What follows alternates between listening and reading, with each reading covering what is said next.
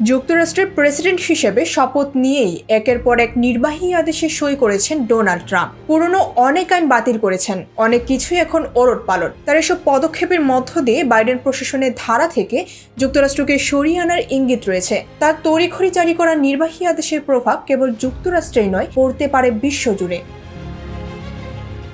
রাজধানী ওয়াশিংটন ডিসির ক্যাপিটল ভবনে গত সোমবার জাঁকজমকপূর্ণ এক অনুষ্ঠানে প্রেসিডেন্ট হিসেবে শপথ নেন ৭৮ বছর বয়সী ট্রাম্প। এরপর ২ দফায় প্রায় অর্ধশত নির্বাহী আদেশে স্বাক্ষর করেছেন তিনি।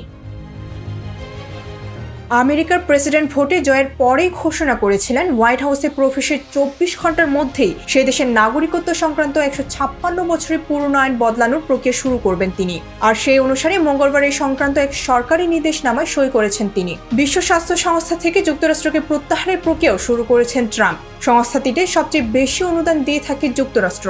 ২০২৩ সালের হিসাবে তা মোট অনুদানের প্রায় ১৮%। সেখান থেকে সরে আসতে চান নতুন মার্কিন প্রেসিডেন্ট। তবে বিষয়টি যুক্তরাষ্ট্র আবারও বিবেচনা করে দেখবে বলে আশা প্রকাশ করেছেন WHO এর প্রধান টেড্রোস আদানোম গেব্রিয়াসুস।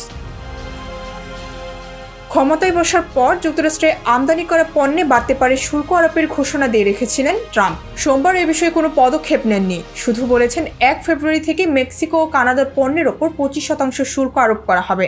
এ খবরে দরপতন হয়েছে দুই দেশের মুদ্রার, বেড়েছে মার্কিন ডলারের দাম, প্রভাব পড়েছে আন্তর্জাতিক শেয়ার বাজারেও।